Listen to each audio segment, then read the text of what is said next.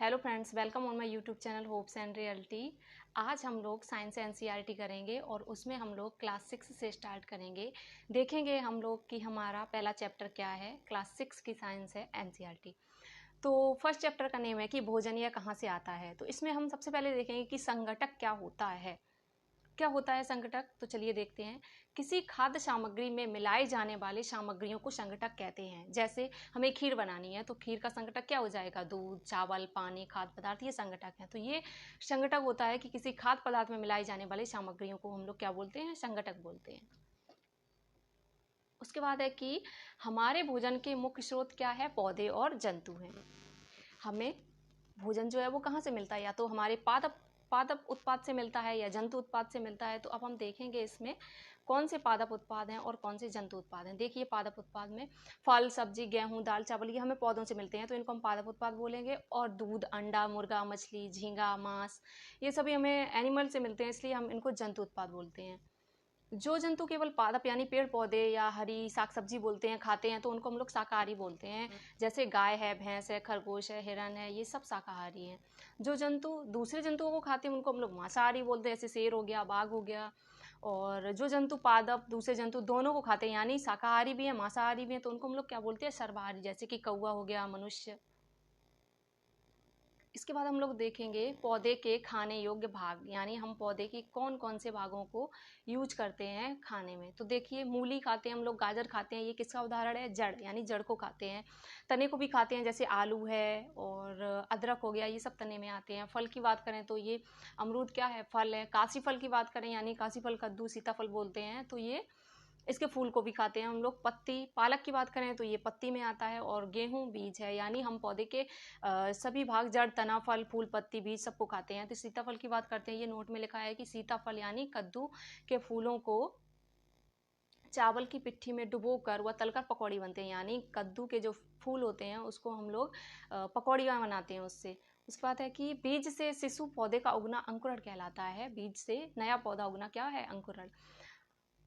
Next है कि मधुमक्खियों द्वारा इकट्ठा किए गए फूलों के मीठे रस को मकरंद यानी नेक्टर कहते हैं। ये हम लोग पढ़ चुके हैं ईवीएस में भी, जो बाद में क्या बन जाता है, शहद बन जाता है।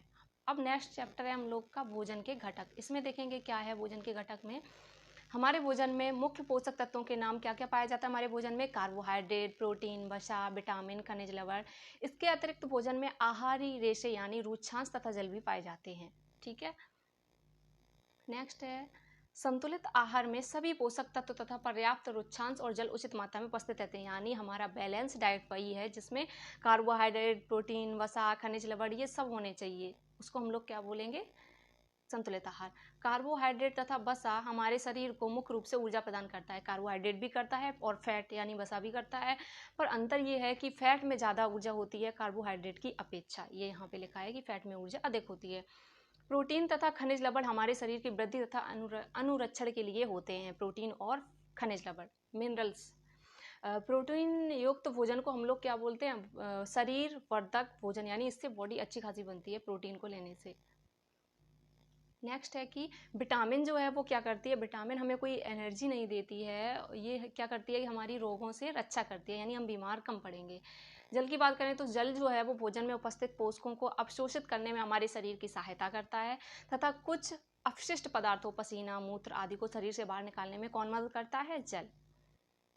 नेक्स्ट है रुक्षांश की बात करते हैं हम लोग। ये क्या होते हैं, रुक्षांश जो है वो कोई पोषक नहीं होते या बिना पचे भोजन को शरीर से बाहर निकालने में हमारी सहायता करते हैं। ये कोई भी हमें पोषक नहीं देते हैं, बस हमारा जो भोजन है जो बिना पचा है उसको शरीर से बाहर निकालते हैं। नेक्स्ट बात करते हैं कार्बोहाइड्रेट के स्रोत। भोजन में कार्बोहाइड्रेट भी पाया जाता है, फैट भी पाया जाता है। तो अब हम स्रोत देखेंगे किसके क्या स्रोत हैं। तो कार्बोहाइड्रेट का मेन सोर्स जो है वो चावल है, इसका मुख्य स्रोत है। यानी हमें कार्बोहाइड्रेट ज़्यादा मात्रा में लेना है तो हमें सबसे ज़्यादा क्या खाना होगा, चावल। और कार्बोहाइड्रेट किस किस में पाया जाता है, बाजरा में, गेहूं, मक्का, शकरकंदी में, आलू, गन्ना, पपीता, तरबूज, आम, इन सब में क्या पाया जाता है, कार्बोहाइड्रेट। नेक्स्ट बात करते हैं हम लोग वसा यानी फैट। फैट जो है वो हमें पादप से भी मिलता है यानी प्लांट से मिलता है और एनिमल से भी मिलता है। तो हम देखेंगे पादप स्रोत कौन कौन से हैं। तो मूंगफली से फैट वसा मिलता है, तिल, तेल, ये सूरजमुखी, सरसों, नारियल, सोयाबीन, इन सब के तेल से हमें क्या, फैट मिलता है। जंतु स्रोत की बात करें तो हम लोग मांस, मछली, घी, दूध, मक्खन, अंडे, क्रीम, ये सब हमें एनिमल से मिलते हैं। और ये किसके सोर्स हैं, प्रोटीन के सोर्स हैं। ओ सॉरी, फैट, वसा के स्रोत हैं ये। नेक्स्ट बात करते हैं हम लोग प्रोटीन के स्रोत। प्रोटीन जो है हमें किससे प्राप्त होता है, तो इसमें भी 2 सोर्स हैं, हमें पादप से भी मिल सकता है और जंतु से भी मिल सकता है। तो पादप में हमें किससे प्रोटीन प्राप्त होता है, तो सोयाबीन, मटर, राजमा, चना, मूंग, तुअर दाल यानी अरहर की दाल को बोलते हैं। तो ये पादप स्रोत हो गए प्रोटीन के। और जंतु स्रोत में क्या आ जाएगा, मांस, मछली, पनीर, दूध, अंडे।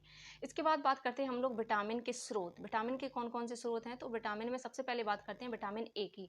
विटामिन ए जिससे रतौंधी होता है, तो इसके स्रोत कौन कौन से, हम क्या क्या ले सकते हैं विटामिन ए की कमी को दूर करने के लिए, दूध, मछली, गाजर, पपीता, आम, ये ले सकते हैं। विटामिन बी के स्रोत कौन कौन से हैं, चावल है, गेहूं, यकृत।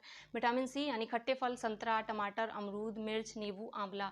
विटामिन डी की बात करें तो दूध, मक्खन, यकृत, मछली, अंडे, ये विटामिन डी के स्रोत हैं। अब खनिज लवणों के स्रोत देखते हैं। इसमें से भी पूछ दिया जाता है कि आयोडीन का स्रोत क्या है, तो अदरक, पालक, मछली, ये आयोडीन का स्रोत है। फास्फोरस की बात करते हैं तो ये दूध, केला, चावल, गेहूं, इसमें क्या पाया जाता है, फास्फोरस पाया जाता है। लोहे के स्रोत, ये तो सेव में भी पाया जाता है लोहा, और पालक, यकृत, इन सब में पाया जाता है। कैल्शियम की बात करें तो कैल्शियम दूध में और अंडे से मिलता है। नेक्स्ट बात करते हैं मंड का परीक्षण, यानी हम भोजन ले रहे हैं, हम उसमें कैसे चेक करेंगे कि उसमें प्रोटीन है या वसा है, क्या उपस्थित है क्या नहीं है। तो सबसे पहले हम परीक्षण करते हैं मंड का, यानी हम कैसे पता करेंगे। मंड यानी स्टार्च बोलते हैं और ये कार्बोहाइड्रेट के अंतर्गत आता है। मंड यानी स्टार्च, एक ही बात। भोजन में पाए जाने वाले मुख्य कार्बोहाइड्रेट या तो मंड यानी स्टार्च के रूप में पाया जाएगा या शर्करा के रूप में पाया जाएगा। तो बात करते हैं हम लोग खाद्य सामग्री। तो हम मंड का परीक्षण कैसे करेंगे, देखते हैं। खाद्य सामग्री या कच्ची सामग्री पर, यानी जो भी हम खाने जा रहे हैं उसको टेस्ट कैसे करेंगे, तो हम तनु आयोडीन विलयन की 2 या 3 बूंदें डालने पर, यानी खाद्य सामग्री पर हम तनु आयोडीन विलयन की 2 से 3 बूंद डालेंगे और देखेंगे कि यदि खाद्य पदार्थ का रंग जो है वो नीला या काला हो जाए तो इसका मतलब उसमें मंड यानी स्टार्च उपस्थित है। ये हो गया स्टार्च का परीक्षण। अब देखते हैं प्रोटीन का परीक्षण कैसे करते हैं। तो खाद्य पदार्थ की थोड़ी मात्रा को, यानी जो भी हम खा रहे हैं उसकी थोड़ी मात्रा पीसकर या मसलकर हम परख नली में डालकर उसमें क्या करेंगे, 10 बूंद जल डालें, इससे थोड़ा सा वो मेल्ट सा हो जाए। यानी फिर ड्रॉपर की सहायता से परख नली में क्या डालेंगे, 2 बूंद कॉपर सल्फेट का विलयन और 10 बूंद कास्टिक सोडा का विलयन डालकर अच्छी तरह से हिलाकर कुछ मिनट के बाद यदि परख नली का पदार्थ बैंगनी रंग का हो जाता है तो उसमें क्या उपस्थित है, प्रोटीन। ये हो गया प्रोटीन का परीक्षण। वसा का परीक्षण देखते हैं। फैट को कैसे पता करेंगे, तो ये तो पता ही है, अगर उसमें ऑयल सा आता है ना तो वो हो जाएगा। खाद्य पदार्थ की अल्प मात्रा को कागज के टुकड़े में लपेट कर कूटें, ध्यान रखें कागज फटेगा नहीं, फटना नहीं चाहिए कागज। कागज को सीधा करने पर यदि तेल के धब्बे दिखते हैं तो उसमें फैट उपस्थित है।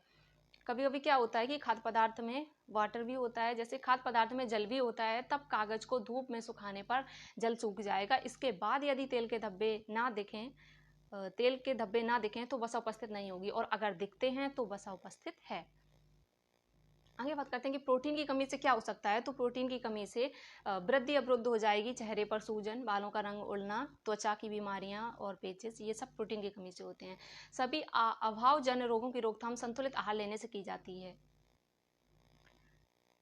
नेक्स्ट है FSSAI यानी फसाई। इसके बारे में बात करते हैं। इसका फुल फॉर्म है food safety and standard authority of India. ये क्या है, एक तरीका का खाद्य पदार्थों का मानक है। ये मानकों के अनुसार दृढ़ीकृत खाद्य पदार्थों का लोगो है। ये खाद्य पदार्थों के दृढ़ीकरण से अभिप्राय है कि मुख्य भोजन जैसे चावल, गेहूं, तेल, दूध और नमक में मुख्य विटामिनों और खनिजों को मिलाकर उसके पोषक तत्वों को उत्तम बनाना है। तो ये एक तरीके का मानक है। आगे बात करते हैं कि आयोडीन का तनु विलयन अगर हमें बनाना है तो हम क्या करेंगे, जल से आधी भरी परख नली में कुछ बूंदे टिंचर आयोडीन की मिला देंगे तो क्या बन जाएगा, आयोडीन का तनु विलयन बन जाएगा। कॉपर सल्फेट विलयन 100 ml जल में 2 ग्राम कॉपर सल्फेट घोलने से बन जाता है। क्या बनेगा, कॉपर सल्फेट विलयन बनेगा। 100 ml जल में 10 ग्राम कास्टिक सोडा घोलने से हमें अभीष्ट कास्टिक सोडा विलयन मिल जाएगा। इस तरीके से हम लोग ने क्लास 6 की अभी तो बहुत से चैप्टर बाकी हैं, पर हम लोग ने 2 चैप्टर कंप्लीट कर लिए हैं और इसके आगे नेक्स्ट पार्ट बहुत ही जल्दी अपलोड कर दिए जाएंगे। और आप लोग अच्छे से पढ़ते रहिए। NCERT सीटेट में पूछी जाती है, सीटेट ही नहीं अदर एग्जाम में भी आपको साइंस का वेटेज काफ़ी अच्छा खासा देखने को मिलता है, तो आप लोग पढ़ते रहिए। और अगर मेरा चैनल अच्छा लगे, वीडियो अच्छी लगे तो मेरे चैनल को सब्सक्राइब करिए, वीडियो को लाइक शेयर ज़रूर करिए। मिलते हैं नेक्स्ट वीडियो में। Thank you friends.